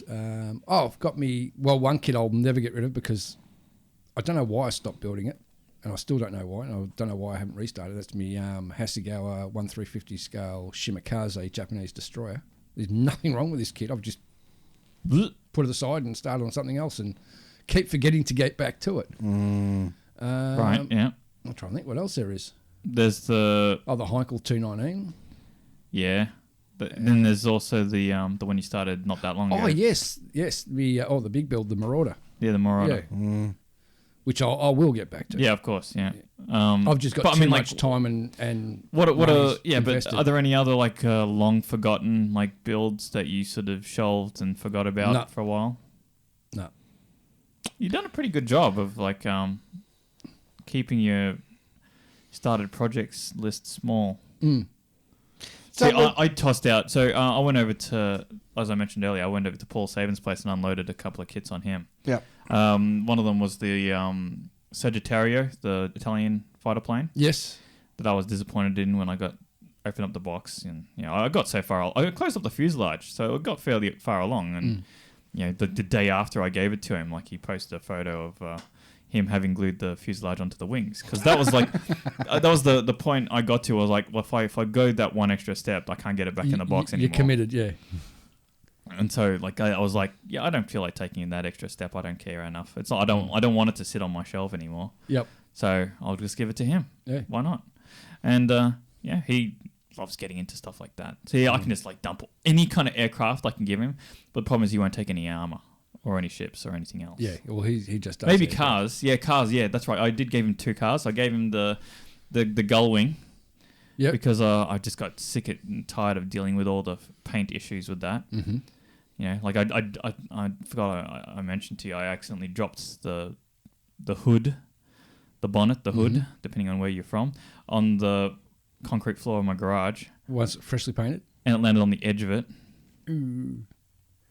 Surprisingly, it's not that much damage, but it's enough. It's enough that I don't. You need to strip it back and repaint. Yeah, because I want to do a perfect car build. I want a perfect paint job. That's what I want. Yes. Buy a die cast. Oh, good. Get bent. So I gave that to him, and I also gave him the Renault that I'd used as a test bed, because I'm like, I don't care. I just bought it as a test bed. It was a cheap and nasty kit to begin with, and I did a nice paint job on it, even though it's got some problems with the paint job where I'd burned through the color coat. Yep. With my polishing. Mm-hmm. So I was like, yeah, I'll just give it to him. I mean, he'll be happy with it. Yeah. He's quite happy to pick up these kits and finish them off and find a place for them on his display shelf. Yes. Bring us back on track with selling your stash and getting rid of your stash and all the rest of it. And we're talking about the pros and cons of how you get rid of it. It just occurred to me one of the good things about using eBay is you can potentially get a significantly higher price. Well, like than, I was looking, than you would elsewhere. I was looking like some of the TriMaster 262s. Yeah. Some of them are going for well over $100 on eBay. And you paid? I paid, I think it was, when I bought them, they were about $80 to $90 each. Yeah, but it's like Well, there's no huge increase. the way in I money, look at it, yeah. it's like time is money, right? Yeah. So okay, you get an extra $20 for it, Yeah. but how But much? then How many hours of stuffing around? Correct. To get it on, off and away Yeah. to get that $100. It's like I don't care enough. That's why I just get rid of one big hit. Yeah, I mean, do you know how much like more modelling I could do with that extra time? Yep. Exactly. Yep. Exactly. So at the moment now it's the Luftwaffe stuff, but then there's some other aircraft I wouldn't mind getting rid of. I've got some 50s Fleet Air Arm I'll probably get rid of. Sorry, 50s Fleet Air Arm. Yeah. Like what? What was it? The Hawker. It's a single engine jet, straight wings. Not a scimitar. It's That's a what I was trump. I thinking. think it's a trumpeter kit, but it's a nice kit. And Okay. I bought it's got tons of Aries, like Aries cockpit, Aries wheel well, folding wing set, heaps. That's the thing with most of my kits. You got some There's extras lots inside of the extras. boxes. Yeah, lots of extras inside the boxes. Yeah, Easter egg time. Yeah. So whoever does end up with them ends up with basically a kit that's got everything in there to do a really nice, super detailed. And some of build. those aftermarket goodies are unobtainable now. Correct. Yeah. So when you buy your aftermarket stuff, do you put it in the box or do you put it separate? Not put in the box. Yeah, so Keep everything in the box. Yeah. Sometimes you can't though. Yeah. Well, for the ship kits, you can't always. No, that's true, man. That's a pain in the Well, ass. my Yorktown, I've got, I think, an extra box just with all the details. Oh, you know what? When I gave Paul my Mercedes Gullwing, I also gave him the zero paints that I'd bought for it. Oh, because that's really? yeah. Because that, and I said, hard joke. Has he used them before? No. Yeah. I don't think so. Tell him to do a few tutorials. hot. Yeah, because They're hot paints. paints. yeah, exactly. And I said, they're more likely to just. I threw them in the box, like you do, aftermarket. And I remember I said jokingly to him, just watch out for those because if there's a leak, you'll just melt all your kit, melt the entire kit down. Yeah. So we've discussed the how, and the why is going to be a bit more esoteric because the why is going to be for a whole different people, different reasons. But Yeah. Well, for me, it's why would you sell your stash? because they stifle my motivation. Do they really? Having a stash stifles your motivation. Yeah. Yeah, 'cause sometimes you want to build something and you spend the next 2 days going through your collection. What am I going to build? What am I going to build? What am I going to build? What am I going to build? Well, remember, I'm getting rid of stuff that I've started because I have a lot of started projects that I don't want to finish. Yep. It's like you've cooked up a meal and then you take a couple of bites and you know what? I'm not in the mood for this. To give to the dog. Yeah. Yep. Exactly. Oh, that's not a nice way to. No, your meal. You give your meal to the. Paul. No, I didn't. You're misrepresenting what I'm saying. Yeah, but it's intentional, so it's all right.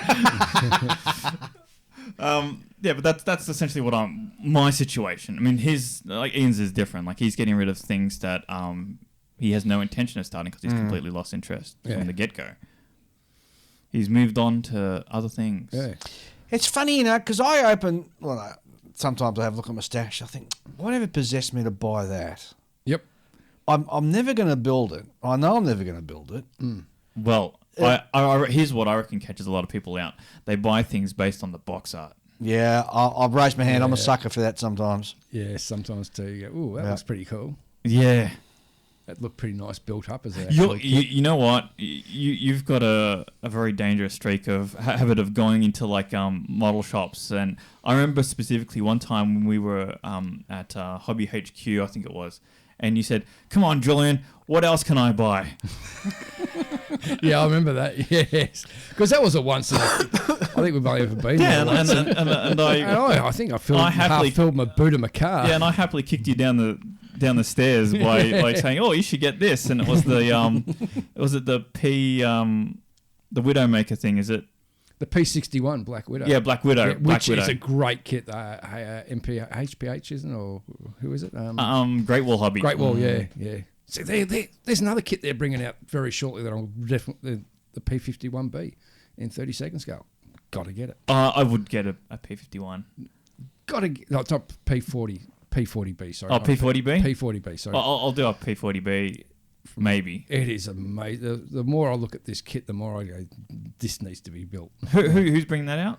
Oh, Great Wall. Oh, you're talking about that 35th scale one that comes with all the wiring and stuff. 30-second, yeah. That's an impressive looking kit, I have to say. So that sort of stuff is what interests me now. Well, P40s have always interested you. Yeah, I've always been a bit of a P40 But nut. it's a good enough kit that you'll step out of your regular scale. Yeah. And Well, I you do can- have aircraft out But of the thing my is, regular like, scale. here's the thing, right? So we've talked about getting rid of kits that you haven't started, kits that you have started. What about kits that you finished? When are you going to get rid of all the Falcons? Yeah, that's what I've been thinking of too. Do I sacrifice them to the big green mouth? No, don't do that. I'll What? couple of them nice. The big green mouth, you're talking about like a wheelie bin? Yeah. Nah. Well, look, it's the kind of thing where you just offer people that you know, do you want them? And then if they say no, then you're like, well, I'm going to get rid of them anyway. Yeah. Bin them. Because I know you've got like some kits that are just, you look at them. Look, and back you in the think- day, they look great. Now I look at, since my building's improved a lot more over the years, I look at them and I go, yeah, well, look, it's still a nice looking kit, but it's nothing compared to what I can knock out now. Yeah. See, I'm like that, but I haven't been modelling anywhere near as long as you have. And that's the other thing too. That's why there's a lot of kits I haven't started yet, because I think I can't do it justice. Right. So maybe I should wait a little bit longer till I improve that certain bit of skill before I tackle that kit, rather than See, yeah, but build it and then that's the wrong. Exactly, I totally agree with you. But the mind is a crazy thing. Yeah, no, but it's like as you mature into the hobby, you lose that mindset, or you should lose that mindset, because like they're all disposable kits. Yeah, well, that's right. These kits are consumables, right? You use them up, and that's it. You move on to the next one. Yeah. And then, so you should never have the idea of like this kit's too Well, good no, for there's me. modelers out there that they build a kit and as soon as they finish, they dump it.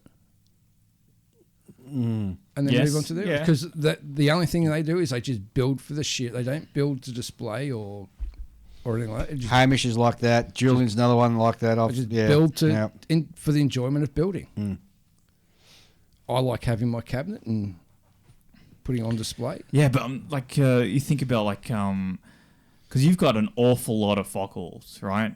And almost every single one of them you could probably replace with a more modern kit and do a much better, a much better job, because techniques have improved, you've improved, the kits have improved. Yep.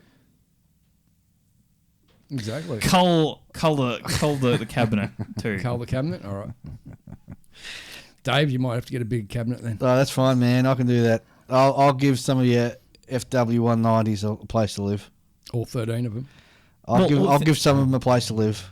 I'll be very choosy. I've got a Mistel as well. You You got room for a Mistel? I've seen that one. I don't know. I'll think about that one. It's a big build. I know it is. If you get rid of enough planes, you could put the Shikaku in there. Yeah. Yeah. Rather than keep the Shikaku in a box. in a box for the last 2 years. Yeah.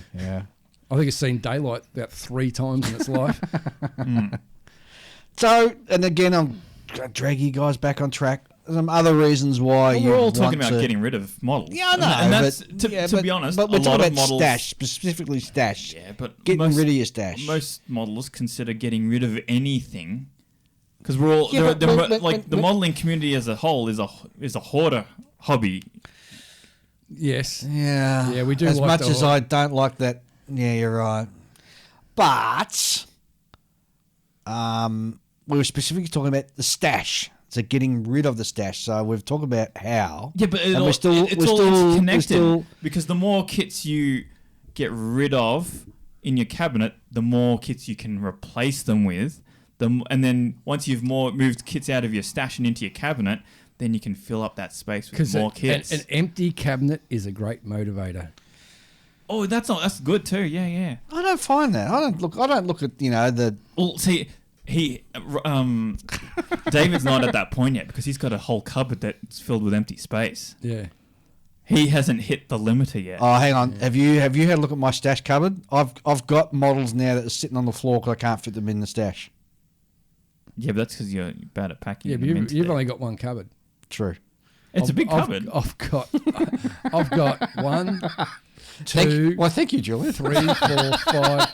I got 7 cupboards full, and on the floor, and on top of bookcases. And you haven't got a garage, have you, man? No, I've got a carport, and there's no way I'm leaving them out there. Yeah. See, I still got a garage. I can overflow into the garage.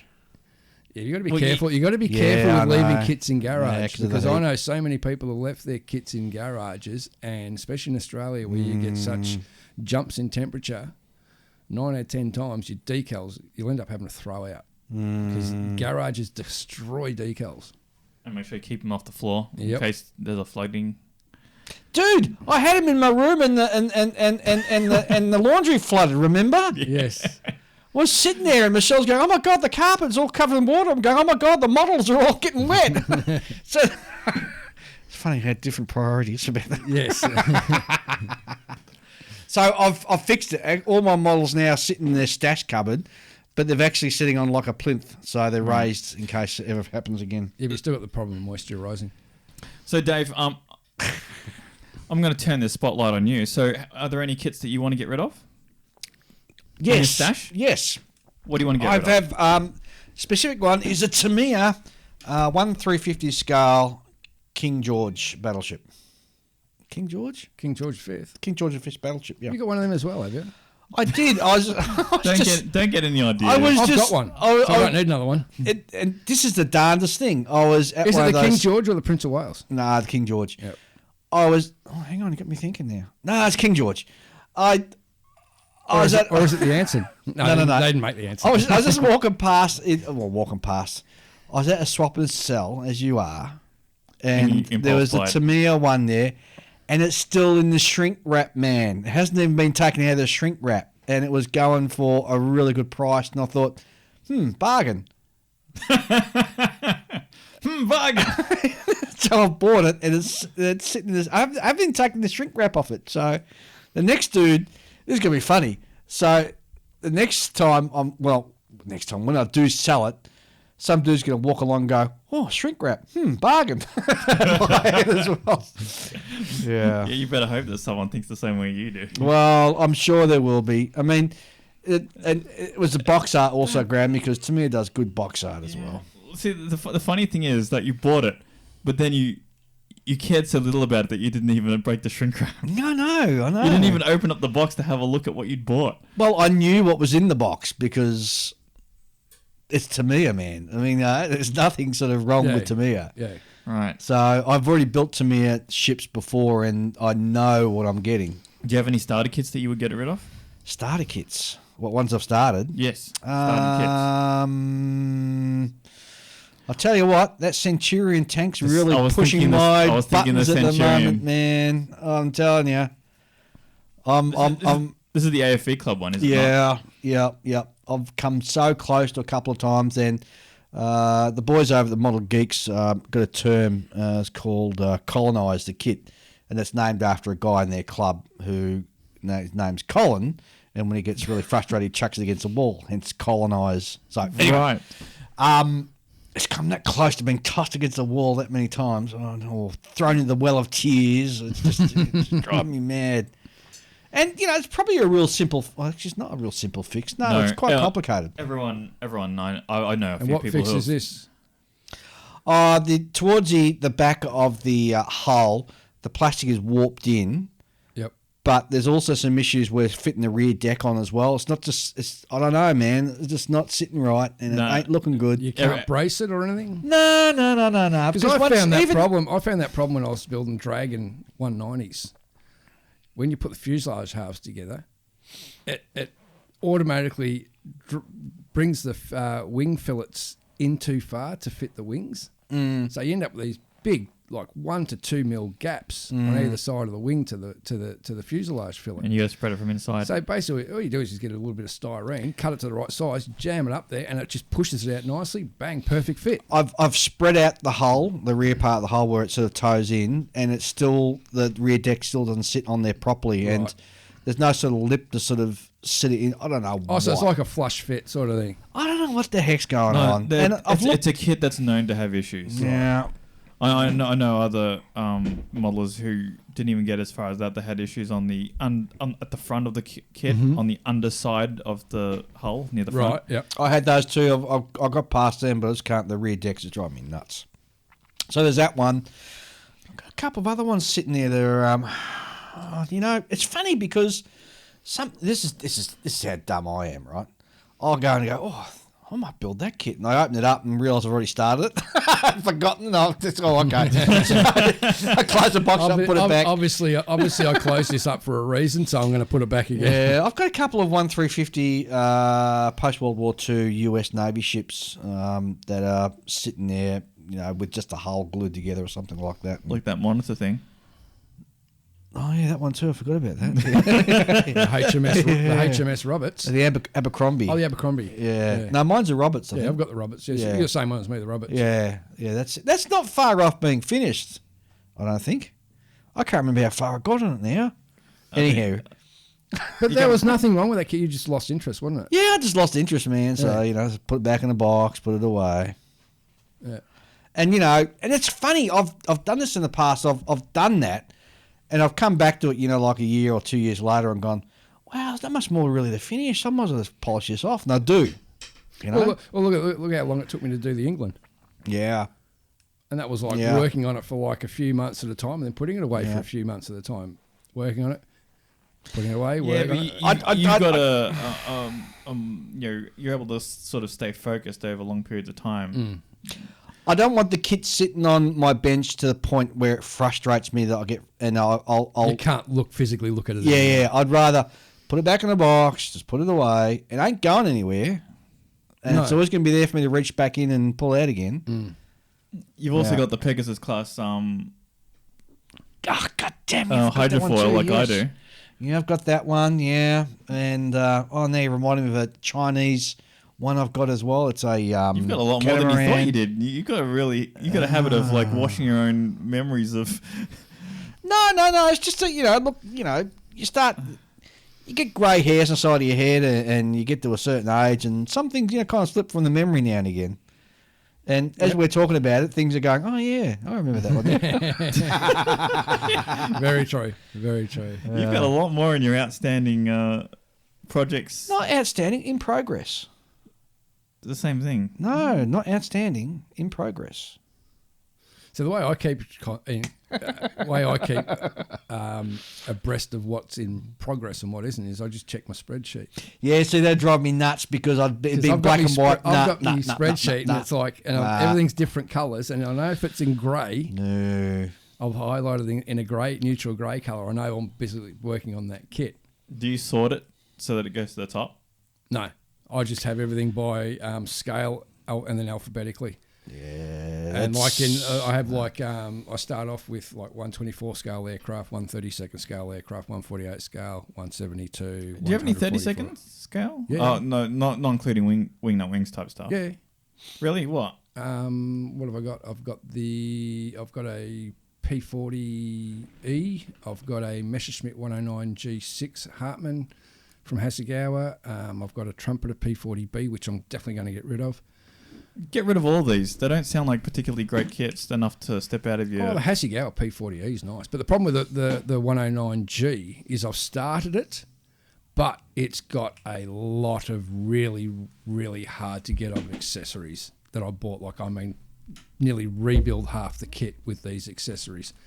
Yeah, I don't care about that. I think you should get rid of it. Yeah, but it's a 109. Yeah, you're getting rid of your German stuff. So get rid of it. Yeah, that's an idea. I didn't even think of that one. What else? I bet you could sell that to Bill as well. Yeah, maybe. He builds in that scale. And then I'll go from there. Then I'll go to me armour kits, which is usually 135th, going down to 148, 172nd. Then I've got me ship kits, which are basically all 1 to 350, except for a couple of... Are there any ship kits that you would get rid of? Actually, there probably would be. Like there what? There may be. Well, I've got the Tirpitz, which has got a big edge set, gun barrels, all sorts. Or would you get rid of greats. your Graf Zeppelin? No, that's an aircraft carrier. Don't get rid of aircraft carriers. It's German though. Doesn't matter. It's an aircraft carrier. Fair enough. Same as I've got a Dragon Scharnhorst with a full detail set. Would you get rid of that? It's a beautiful kit. Beautiful kit. Like probably 3,000-4,000 Answer the question, pieces. Ian. I don't know yet. I don't know Got a yet. really cool 4-stacker destroyer from USS Ward, was it? Yes. Yeah. Never get rid of that. Oh, God damn it. Pacific. Yeah, I know. That's Pacific, Dave. Yeah, damn it. Can't get rid of Pacific War stuff. Anyway. But it's not even going to go Pacific. It's going to go what if? Yes, I know. It's going to be turned into the USS Walker. I know. Well, destroyer men Yeah, series. yeah, make you cry doing that. Oh, well, Anyway. maybe we should just sort of have a bit of a. What, congregate at my place and just lock me into a small room and just go through my stash? No, we're not having an intervention, all right? No, what I mean is like we should pick this up a little bit in the future and see exactly How what we progressed. exactly what the numbers are, because it's always bigger than we think it is. You know? Have you counted your stash? Not for a while. No. I've got no idea how many models I've got. I've got a few hundred. I've got no idea how many models I've got. I should count them. No, I don't want to count them. Yes, I should. No, I don't know. you like the you like not knowing. I do. That's like Ian's the thought of a spreadsheet that just runs shivers up my spine. No. Well, spreadsheet's handy because it means you don't double up. Yeah, well, how often I've hardly ever doubled up. I think once. I'm like that. Like I don't want to actually know, and I specifically don't count my age. Mm-hmm. But I was forced to like a month or two ago, and I thought I was going to be 39, and it turns out I turned 38. So I was like, I gained a year. Yeah, well done. Which is, I wish I could do that. Yeah, I know. Dave. Well, I'm always surprised when sort of, I realise how old I am and go, wow, I don't feel like that. Yeah. Jeez, I've lasted this long. No one's knocked me over the head yet. All right, guys, I think we better wrap this up. Nice. Rightio. We would love to hear what you guys have to say about your stash. As always, you can send us an email to onthebench64@gmail.com. Or why not post some pictures or comments on our Facebook page? Yeah. I'd be particularly interested to know if any of our listeners are building some really recently released kits, because you always want to know how they go together, right? Yes. Yes, Yeah, because a new kit will come out, people will buy it, and most of them will shelve it. Some of them will build it, and then they won't post it on the internet. Yeah, it's a rare thing for me to do. But lately, I think I did that with the Canadian machine gun carrier. I basically bought that and pretty much started it within a week. Yeah. Which for me is a rare thing, because usually my kits sit in the stash for about 15, 20 years before I even look at them. Yeah. So, they're kind of, the people who do that are kind of like trailblazers in a way. They let the rest of us know if we bought something that we'll regret. If it's a good kit, what needs to be looked at, if it has any small issues. Yeah, that's a good idea. Absolutely. Pool the knowledge. Yes. And there are a heap of other fantastic podcasts all about scale modelling. To find out more and to find out where you go to listen to them, just go to modelpodcast.com. Type that into Google. Podcasts. I said podcasts. You didn't say that with the S on the end. Listen closely. People are going to Model get lost. Podcasts, one word, .com. And it'll give you a listing of all the fantastic shows that are available to you for you to listen to. Well, the ones that we know of anyway. Yeah, that's true too. Speaking of which, something just cracked into my head, not related to anything whatsoever, but the last episode of Foundation dropped yesterday and I watched it. Awesome TV series on Apple TV. Highly recommend it. Cool. It's not closely related to the book series. It's faithful to the book series. Really good, stunning visuals, great story. I heard the same about the June series. I could see that movie. I have to go see that new movie. It's not a movie, it's a series. I know the new movie that's out June. I haven't seen it yet. It's a series. The new movie that's out on the cinemas. What, is one coming out in the cinemas? It's out, dude. Oh, okay, that's news to me. I heard they'd done a series and that was it. To be fair, I know even less than you two guys. Yeah. Well, I just know okay. that there's been some stuff being floating around, and I don't know which one it is. Yep. All right. Okay, that's it. Ian, sign off. Bye, everyone. What? No. What? Whoa. Hang on. Things are changing. Oh, okay. Julian. Right. Yeah. I don't know. You put me on the spot again. And I haven't had time to think about it. What? Yeah. We've done 350,000 downloads, 126 episodes. Okay. And yet he's still. Here's my little tip. Okay. If you're not already using decal softener, use it, please. There are. I just like Bill in our club. He turns out he doesn't use the stuff. After all this time, he's been building models for decades and he doesn't use it. Yep. What's wrong with him? He probably wasn't aware of it. He's weird. So I'm looking for a sign off and you give us a tip. That's two completely different things. Well, too bad. That's what you get. Yeah. You get what you're given, Dave. All right. Okay, guys, thanks for listening. We'll be back in a fortnight. In the meantime, happy model building and adios.